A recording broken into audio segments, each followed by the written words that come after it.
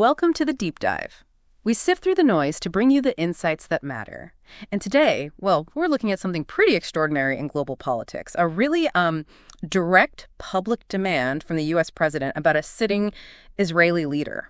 Yeah, our job today is to unpack this. It's a bold move. We've pulled info from places like Vox, AP News, Al Jazeera, The Guardian, a whole range. The question isn't just what he said, but maybe why he said it now and what signals it sends out.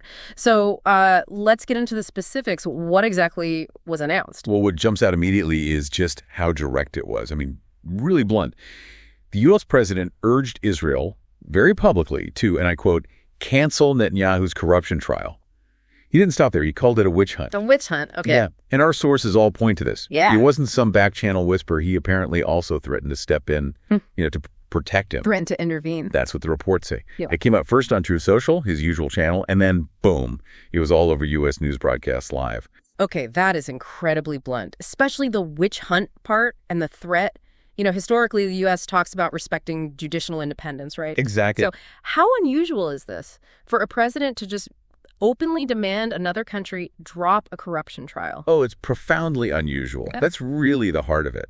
Netanyahu's facing serious charges, bribery, fraud, breach of trust. These have been moving through their courts for years. Right. It's not a new development, the trial itself. Not at all. So for a U.S. president to jump in like this, calling for it to stop, I mean, it sets a precedent, doesn't it? Yeah. A potentially very controversial one. And the reaction in Israel? Well, Netanyahu, as you might expect, welcomed the support. But critically, Israeli critics, and this is across the board, politically they slammed it, called it blatant foreign meddling. Meddling, yeah. An attack on their sovereignty, essentially. Precisely. Yeah. It really challenges that core idea of letting a nation handle its own internal legal matters. So you have this tension, right? Support versus meddling.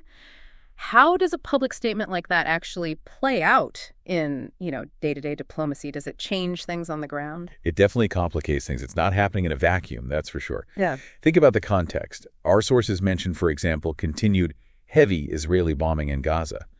This is happening even as the U.S. has been calling for, let's say, more restraint. Okay. So putting this pressure on Netanyahu's legal situation, some might see it as maybe trying to shore up his position. Perhaps so he feels secure enough to make tough calls on, say, the Gaza conflict intensity or those really difficult hostage talks. His leadership is key there. So it could be seen as leverage in a way. Potentially, or at least an attempt to influence the dynamics. Right. It also adds another layer to the whole situation with Iran's nuclear program. Well, any big shift or perceived shift in the U.S.-Israel relationship gets noticed. This kind of intervention. Yeah.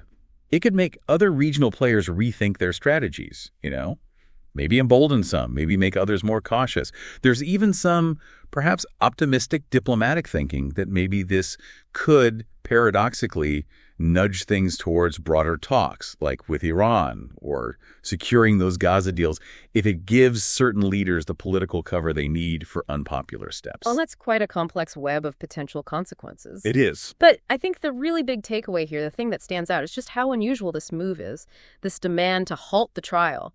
It's a step right into Israeli domestic politics. It highlights the tensions in the Middle East, obviously, but it throws up a bigger question, doesn't it? And this is something for you, the listener, to really chew on. What does it actually signal for the future? When a major world power intervenes so directly, so publicly, in another nation's judicial process, does this change the rules about national sovereignty? Does it mean domestic legal systems are now just another pawn in the global game? What do you think?